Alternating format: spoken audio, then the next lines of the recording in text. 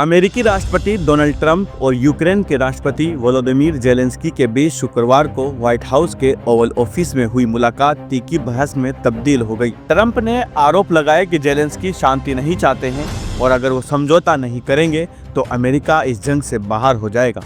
Trump ने यह भी दावा किया है कि यूक्रेन रूस के साथ जंग में जीत हासिल नहीं कर सकता है। ट्रंप ने जेलेंस्की पर अमेरिका और अमेरिकी लोगों का अनादर करने का आरोप भी लगाया। वहीं जेलेंस्की ने कहा, हम गारंटी के साथ युद्ध विराम चाहते हैं।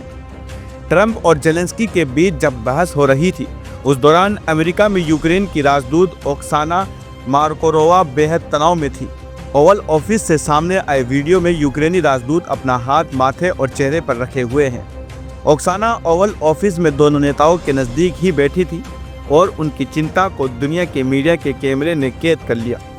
जेलेंस्की दोनों देशों के बीच कीमती खनिजों पर समझौते के लिए अमेरिका दौरे पर गए थे, लेकिन ये समझौता अब खटाई में पड़ गया है।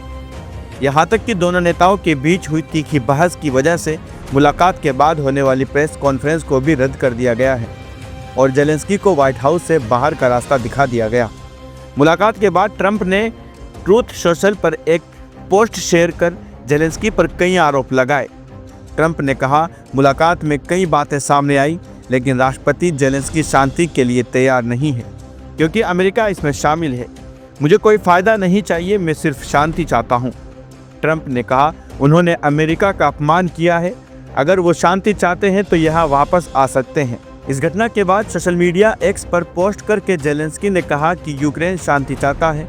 उन्होंने लिखा, शुक्रिया अमेरिका, शुक्रिया आपके समर्थन के लिए, शुक्रिया इस दौरे के लिए, शुक्रिया अमेरिकी राष्ट्रपति।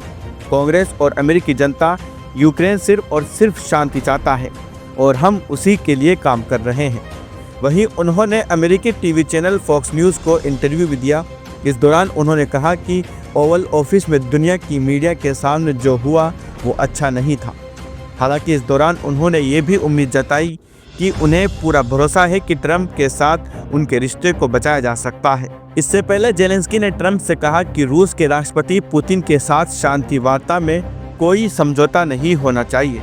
हालांकि दोनों नेताओं के बीच बहस की शुरुआत तब हुई जब अमेरिका के उपराष्ट्रपति जेडी वेंस ने कहा कि जंग का अंत कूटनीति के साथ हो सकता है। जेलेंस्की ने वेंस से सवाल किया कि आप किसकी कूटनीति की बात कर रहे हैं। इसके जवाब में वेंस ने कहा, मैं उस कूटनीति के बारे में बात कर रहा हूं जिससे आपके देश में हो रही बर्बादी को रोका जा सकता है। वेंस ने यह भी कहा कि मीटिंग के दौरान क्या आपने एक बार भी शुक्रिया कहा। जेलेंस्की ने जवाब दिया कि मैंने कई बार शुक्रिया कहा।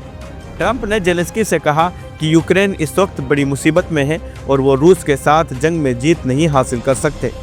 इस बीच ट्रंप ने यह भी कहा, यूक्रेन बड़ी मुसीबत में है, आप इसे नहीं जीत सकते, लेकिन अगर आप हमारे साथ हैं तो आपके पास इससे बाहर निकलने का मौका है।